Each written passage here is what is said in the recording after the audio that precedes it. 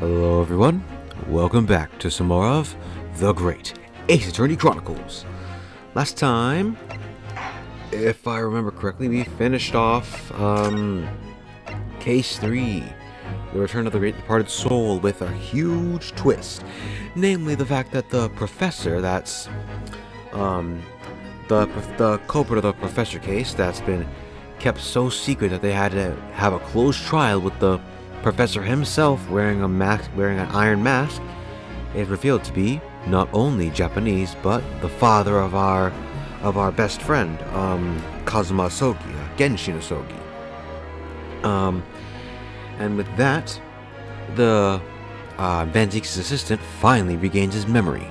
Kazuma is back, and yeah, that's about it. I mean, we did okay, fine, no. We did get a not guilty verdict for Hairbrain, as well as for we found out that both Enoch Drebber and Courtney Scythe were, well, Drebber was trying to make things, I guess, well, how do I put this? Although Courtney Scythe was the one that did the killing blow, it was Drebber's plan, I think, but oh well, it's just complicated.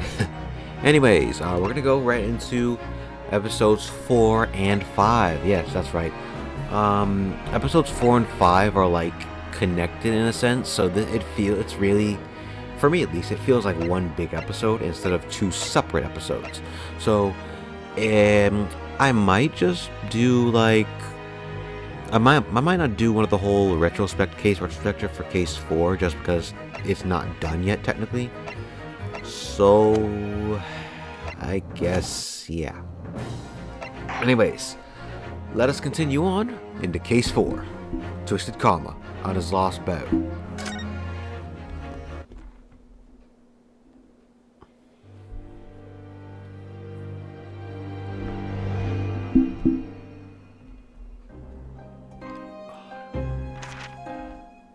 Pipe in hand, Sholmes looked down at the thick, rolling fog outside our window.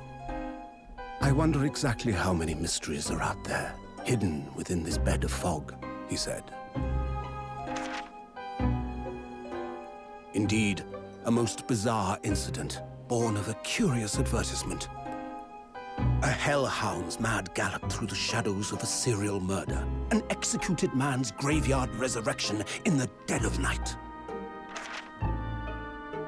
And a commonplace killing in a small, forgotten room at the edge of town. There is, naturally, always another side to every case, of which most remain ignorant.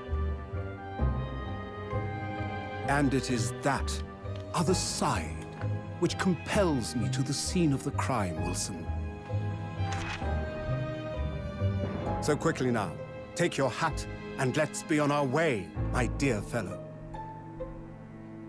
For our adventure is not over yet. Come, the game is afoot.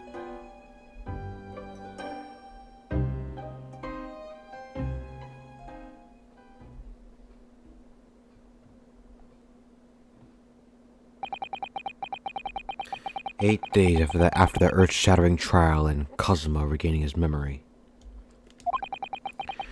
We were in the foyer of one of London's most luxurious hotel, the Great Waterloo Hotel. Yeah, Napoleon.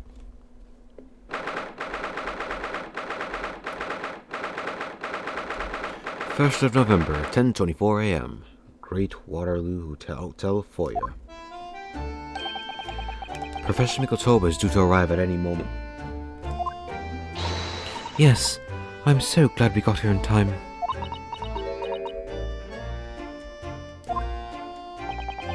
Susato-san hasn't been the same since what happened. Which makes sense, I mean... Not that I'm surprised. The truth about Kazuma-sama's father. Do you suppose my father knew? That he was actually the mass murderer? The professor, you mean? I knew what she was thinking about. There's a good chance, I'd say. I mean, They did come to here to London together, so 16 years ago, didn't they? Yes, that's true. Come to think of it, didn't you say that Professor Mikotoba knew about Kazuma going missing in Hong Kong as well? That's right, but for some reason, he wasn't at liberty to talk to me about it. That probably means he knows then about Kazuma showing up here in London with amnesia, and that he's regained his memory by now. Ah, there she is. Oh, Father! Hello, Susato. How are you? I'm very well, thank you. We're delighted you've arrived safe and sound.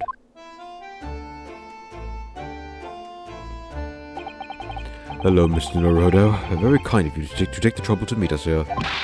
Oh, no, not at all. It's my pleasure. We've heard all about your extraordinary exploits here in London, you know. The news has crossed the seas. It has? I always look forward to reading the monthly reports that arrive with the steamships from Britain.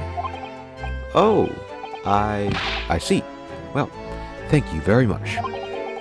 Who's this man? And why do I feel as though I've seen him before? I take it from your expression that you can't quite place me. In that case, how about a little reminder, Seishiro? A firm tap should do it. Yes. A firm tap? What? Here we go, then.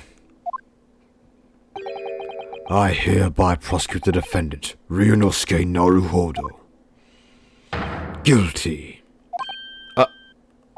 Oh! You are...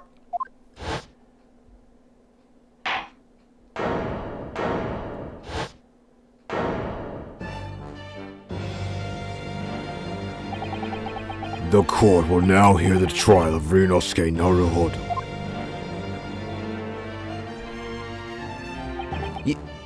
Your Excellency! Hello, Judge Jigoku. How are you?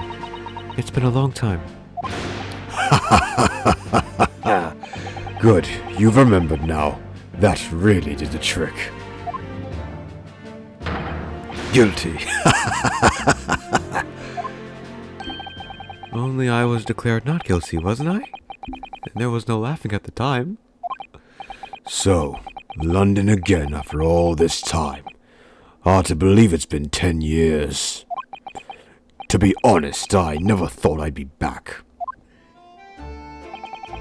Neither did I. I didn't imagine Japan would ever be invited to an international symposium like this. Though really, I doubt anyone did, to be honest. It's all thanks to you, isn't it, Seishiro? What are you talking about, Eugene? Of course, Judge Jigoku. He must complete the set. Yeah, Jigoku is... No, Rengoku is purgatory, Jigoku is hell, yeah? He's the other man who, 16 years ago, came to London with the Kazuma's father and Professor Mikotoba. He's the third visiting scholar. Well, all those passport checks and luggage searches at the border took rather a lot of time. I must say, I'm very envious of your ministerial status. You didn't have to go into that, did you? Ah, I knew you were jealous. Sorry? Ministerial status? Yes, didn't you know? Seishiro here is also part of Japan's Minister of Foreign Affairs. I am messing this up, wow. It was his personal insistence that allowed you to take Kazuma's place here on this study tour. Guilty as charged. Ah, wow, thank you very much. He's really every bit as important as he looks. Ah, yes now, Naruhodo. I received a telegram from Lord Strongheart yesterday. Oh, you did? It appears that some things came to light in a trial you were involved in 8 days ago. About what happened 10 years ago. That tragedy.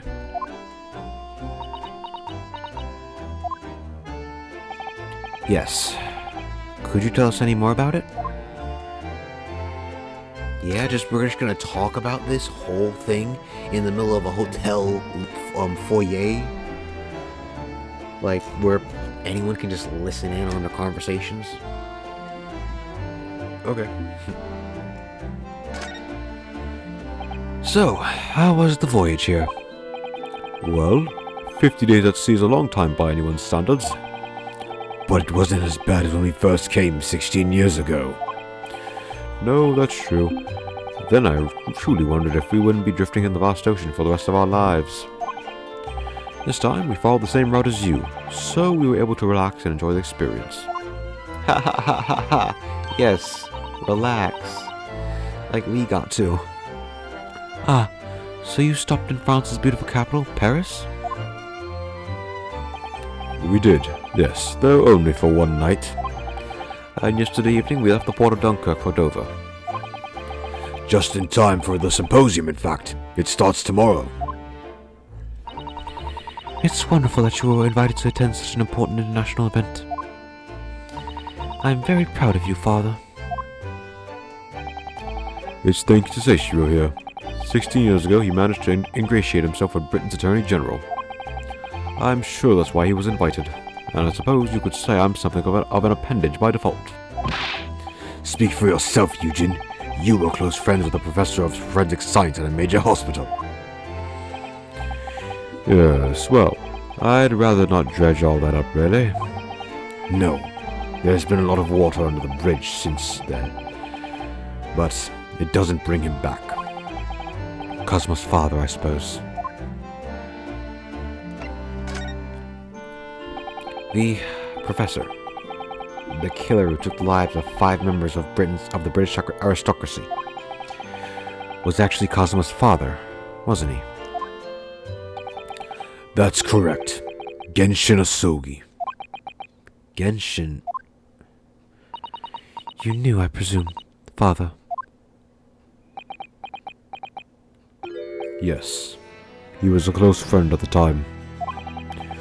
Genshin came to Britain as a police detective. He was studying investigative techniques at Scotland Yard. I've never understood what drove the man to commit such heinous acts. It was a close trial, so the public never knew the truth, and he was executed with little ado. To this day, very few people know what really happened, even in our homeland. But what about Cosmo? Did he know? Did he know the truth about his father? No, of course not. He was told his father passed from sickness. However, I suspect he may have had his doubts. Oh, why? As you know, I tried to guide Cosmo growing up, as if he were my own son. Then one day he came to my office at the university and said, I've decided I wanted to travel to Great Britain and study there. So I have to remember how to do the Cosmo voice. It's gotten old. Do you think he wanted to come here to investigate his father's death? I don't know. But when I looked into his eyes, I did know that there was no way I'd be able to stop him.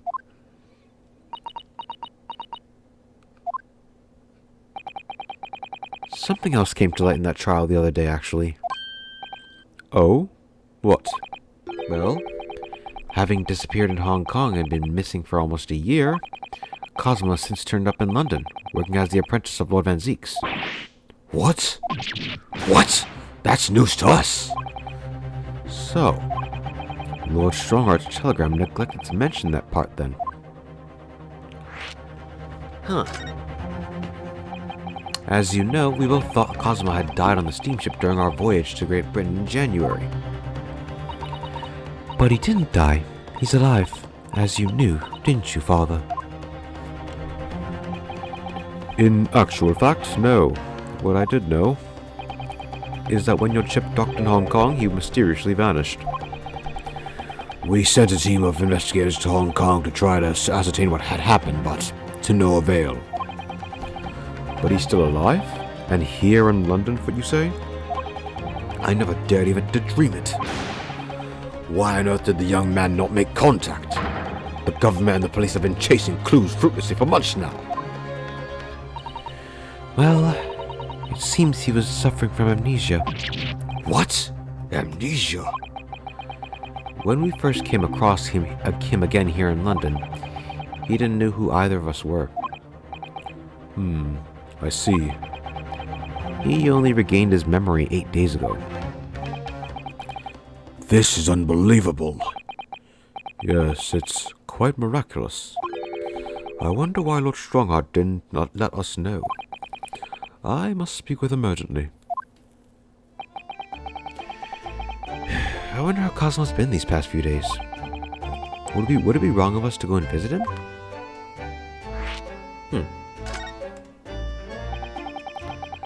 That began 16 years ago now. It's a distant memory, really. It was Eugen here, Genshin Asogi, and myself. We were the original three.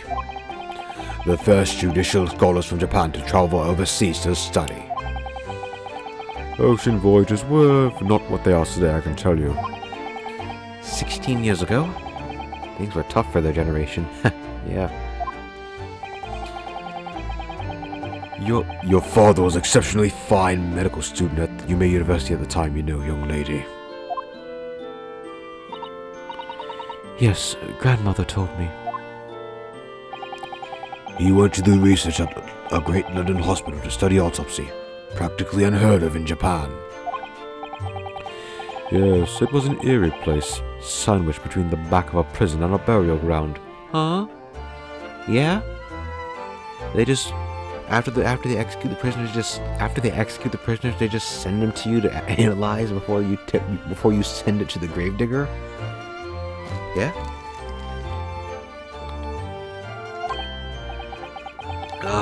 Not more talk of graves. Very often, there's no one willing to deal with the bodies following autopsy work.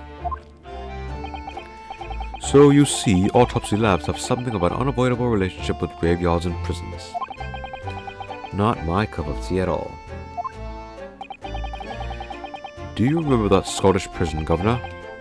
Kaiden his name was. He was a good man. Yes, but then of course, in our 6th year here, everything changed with that dreadful case. When Genshin was arrested for a series of the most gruesome murders. I simply couldn't believe it. I'd known the man for years. I was a witness of the secret hearing and I tried to speak in his defense, but you went a little too far and ended up facing charges yourself, didn't you? Well, suffice to say that after the trial, we were sent back to Japan. There was nothing more we could do to save Genshin. He was a lost cause, sadly.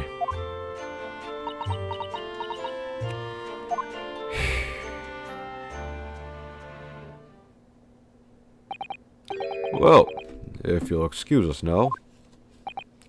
Yes, I'd like to get this trunk up to my room as soon as possible. Oh, I'm so sorry. I shouldn't have held you up here for so long. I'll call for the porter then. Just wait here. Susato-san's gone off at a run. I'd like to stay and talk more, but I do have various preparations to make for tomorrow. Yes, of course. It must be a big responsibility representing our entire country.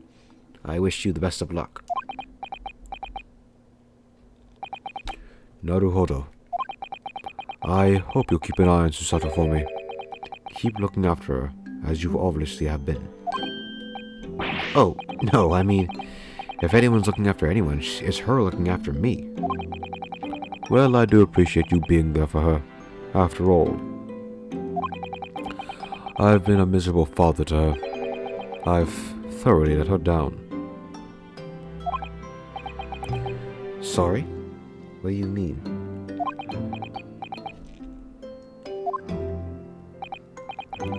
Well, it was 16 years ago that I started my long study tour here in Britain, as you know. The very year Susato was born. Yes, I've heard. The birth of my daughter was the most joyous event of my life, but... well, sadly, it was accompanied by the most tragic event of my life, too. Ah, yes. Susato-san hinted at something like that. It was a rather turbulent time at home. Anyway, I won't bore you with the details. The point is, I became rather less dependable than befits a grown man. And it was then that Seishiro offered me the opportunity to study here in Great Britain. I was too worried about you to leave you behind. So perhaps I was a little heavy-handed when it came to persuading you to accompany me to London. So, that's what happened in a nutshell. And that's also the reason why I now feel compelled to give my daughter as many opportunities as I dare. Though the world does not readily afford young women such things, I must say. I completely understand, Professor. One other thing, Naruhodo. If I may be so bold, I have a favor to ask of you. Oh, really? Okay, of course. What can I do for you? Well, the thing is, I'm so sorry that took so long. Miss Susato, and you! Now then, allow us to take your bags. Allow me to take your bags. One moment, if you please, Porter. Of course, sir.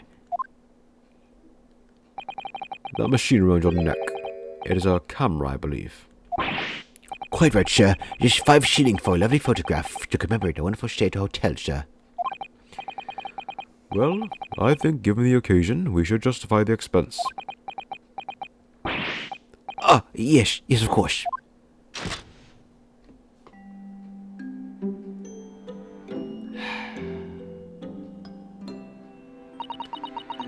I'd like to thank you for coming with me, Mr. Naruhodo. It's really made Father very happy, I think. Well, I'm pleased then. But we were interrupted before. Professor Mikotobo was about to ask me something. Shall we return to Baker Street then? I expect Iris will have some delicious tea waiting for us. Yes. Let's go. I'm getting more and more anxious about Kazuma, though. Perhaps I'll try to meet with Lord Strongheart later and ask after him.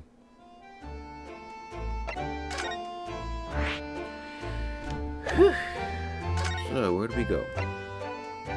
There's the Lord Chief Justice's office. Shelter's suite, and this. Huh. Well, what do we do?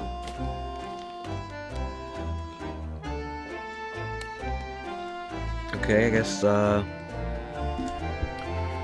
first things first, let's just go to Sholmes' suite. Don't want to keep Iris's tea waiting for us.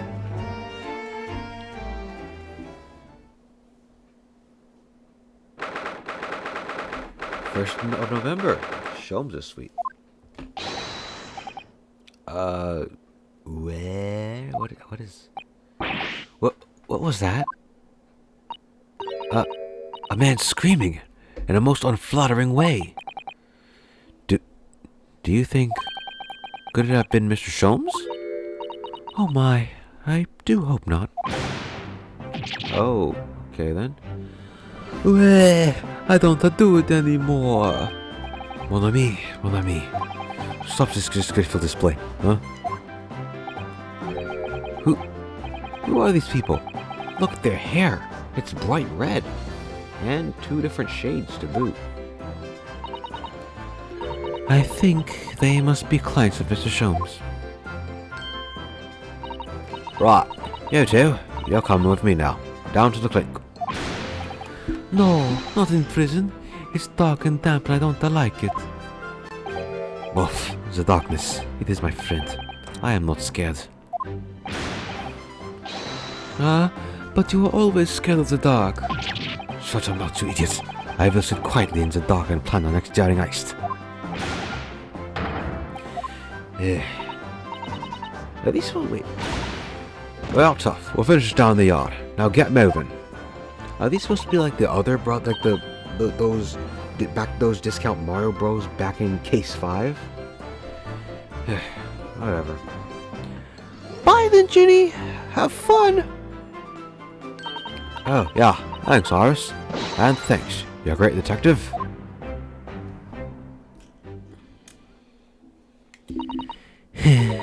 Gina makes a fine detective herself, doesn't she? Oh, Susie and Bruno. Hello, Iris. We're home. Well, did you find your daddy? Yes, we arrived at the hotel just before he and his friend.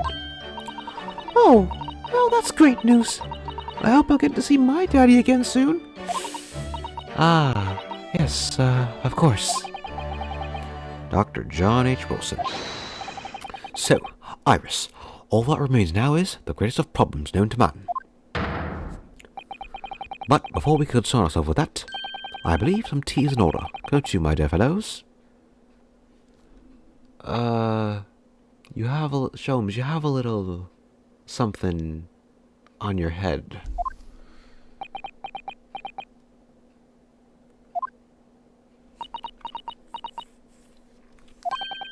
Is something wrong, Mr. Naruhodo? Do I have a crumb or such like on my face? Not so much on your face as on your head, I'd say. Come along then, everyone. I've brewed a lovely special blend. Time for tea. Whatever is going on here today? In that case, let us sit and drink now. Hold up us. And we're back. Sorry about that. In that case, let us sit and drink now. For I am in fact expecting a guest later today.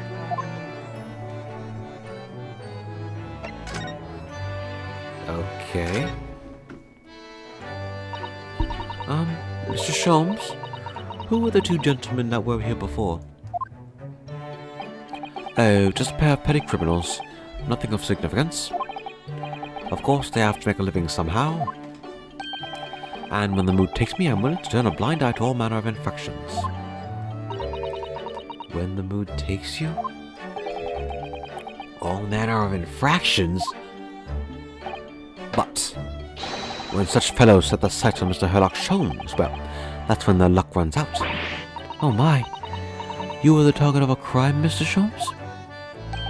But I quickly devised a plan to entrap them and deliver them to our young detective ally. You should have asked Rexy to come too. We could have had an arresting tea party. Yeah? I did send word, but no answer was forthcoming. The man is consumedly in the wrong place at the wrong time. There's a word for it, I'm sure. Aha, I have it. A bunkler, that's the word. Or perhaps unlucky. It's a good job he's not here to hear you say that. So, those redheads have been up to no good. I wonder what the men did.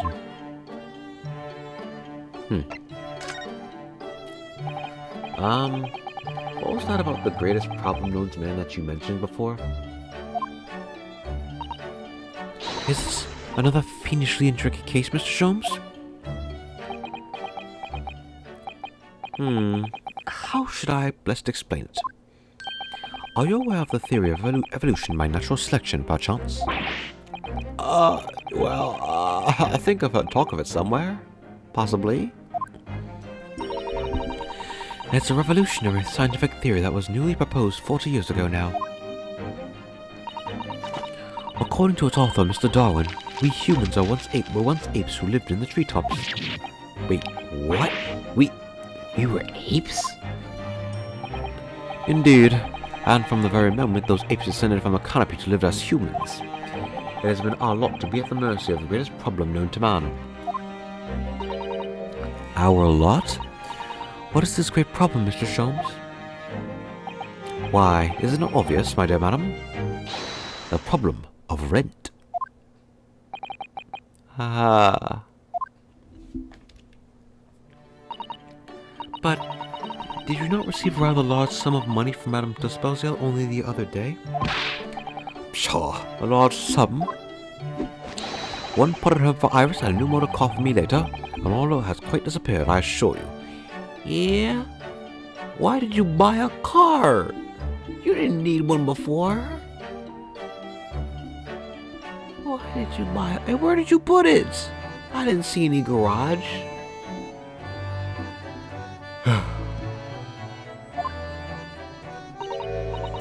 Honestly, Harley, you know you squandered it. Yes, well, anyway, 2 days ago, I discovered the answer to man's greatest problem, for the coming month at least. And what was the answer? Why, there's a substantial clue before your very eyes. Don't tell me. Let me see. Humans are sorry creatures, unable to see what is right in front of their noses. Let me give you some assistance. Don't look, but observe me very closely. There is one particular feature about my person that has changed. You should notice it in the end, I think. In the end? It's been stabbing me in both eyes right from the very beginning of our conversation. I think we might need another clue before we uncover the full answer, Mr. Naruhodo. We do?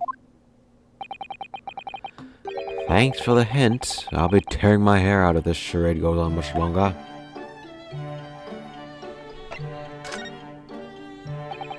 Mr. Sholmes, isn't it about time you told us the truth? Just over a week ago, you said to us,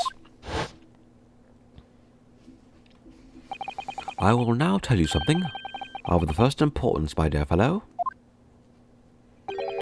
Great detectives are wont to lie. It will serve you well to remember that.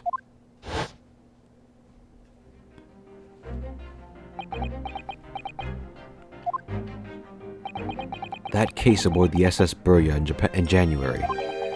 Kazuma wasn't killed, and you knew he wasn't dead at the time. So what was really going on? The fellow was unconscious for a very long time. If he hadn't regained consciousness when he did, his life would have been in mortal peril. Of course, a side effect of that prolonged comatose state was amnesia, as you know now. It was a simple enough task to silence the crew. But how?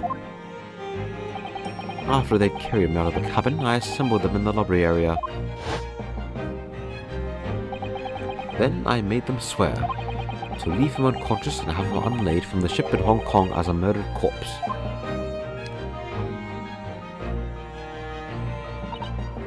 Oh, how horrible. It was necessary to find some material with which to persuade the crewmen to keep their word, of course. But why? Why do it in the first place? I will be at liberty to elaborate in due course. But for the time being, I would like to reassure you. I didn't foresee subsequent events. What events? His disappearance in Hong Kong. Oh. I believe I may have made a gross error of judgment. Mr. Sholmes.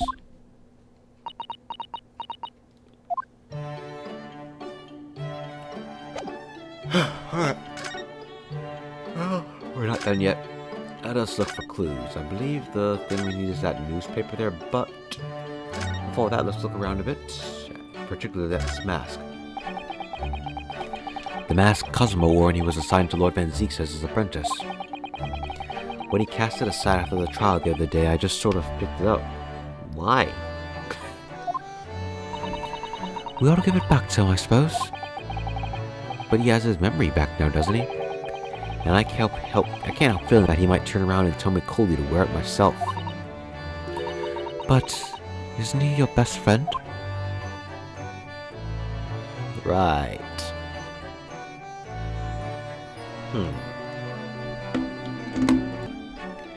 Okay, and we're back. Sorry, I had something to do for a second. Right. This looks like last week's edition. What's that article circled in red ink there? It's in an advertisement column. It says, "To the Red-Headed League." The Red-Headed League? What's that? I don't know. I've never heard of it before, but... Is there something on my face? Clearly this has something to do with that lively hair. Alright. I guess we present it to him, or do we just ask him? No, I guess we have to present it to him. It looks as though someone circled an advertisement in this paper, Mr. Sholmes. To the Red-Headed League. Does that strike you in some way? I was thinking that just maybe it might be related to your bright red hair.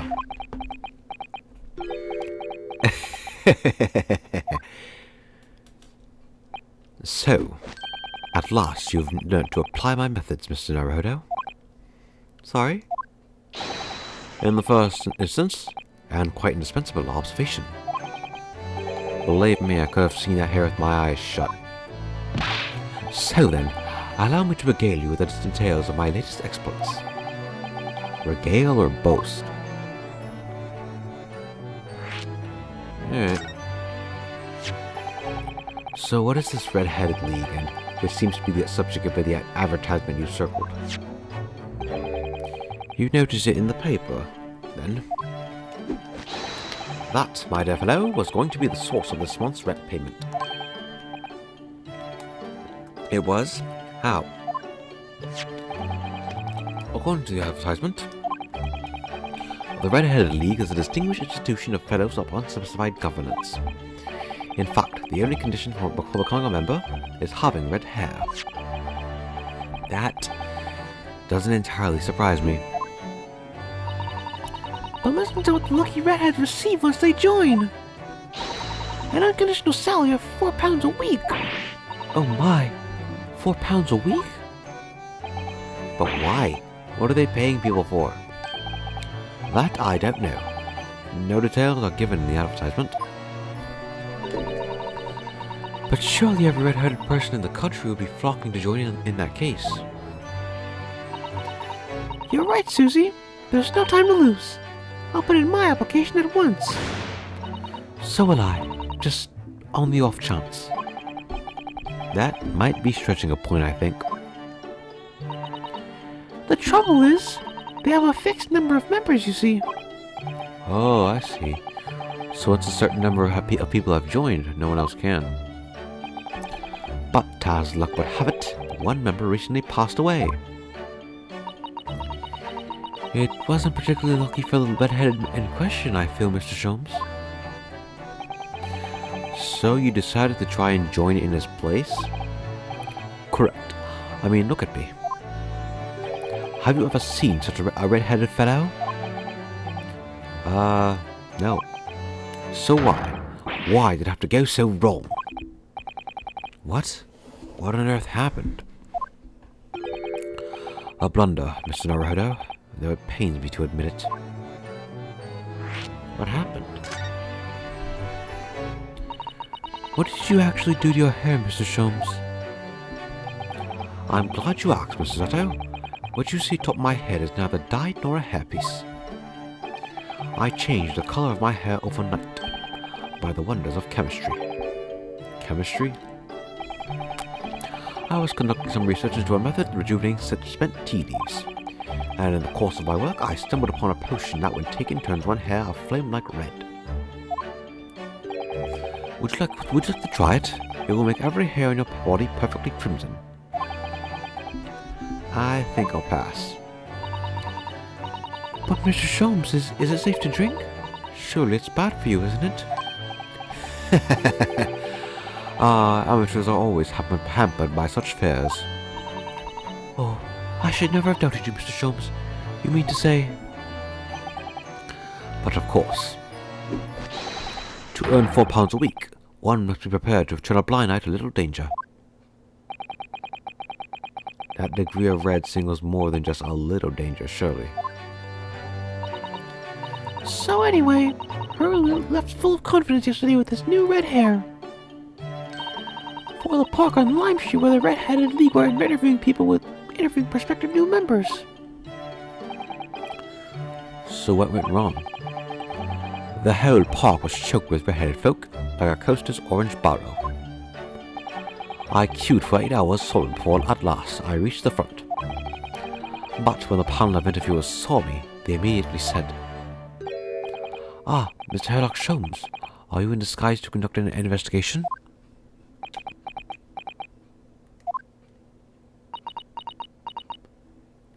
Instantly caught.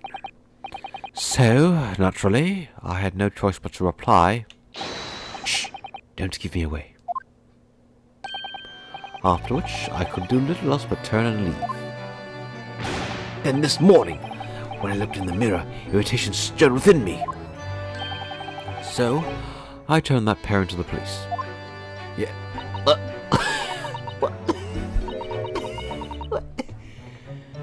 Oh dear, what a disaster. For Hurley and those two redheads. You turned them in because you... Alright. Mr. Sholmes, you mentioned before that you were expecting a guest today. Indeed, Mrs. Sutto, that is correct. Not another one of those red-headed gentlemen that were here before. Not at all. They were petty villains. And the guest I'm expecting is a client. Oh. A young gentleman who wishes to appoint the services of this great detective, no less. Oh, how wonderful, Mr. Sholmes. You must stay and observe the fashion in which a great detective receives his customers. Must we? I have you in my clutches now, Red, just as I have you in my clutches, redheads.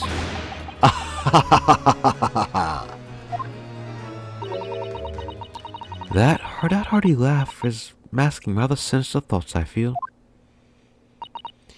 You know, that lady isn't due for another hour yet. Don't feel as though you must wait around if you have other things to do.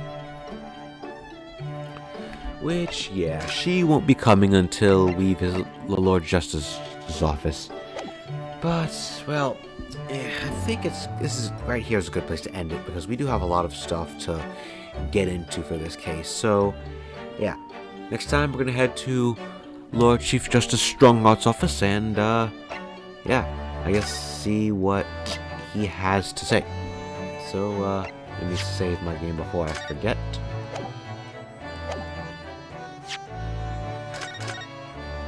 I guess we'll go here. Latest one is this one, so... Alright, there. So, yeah. Thank you all for watching, and, I will see you all next time.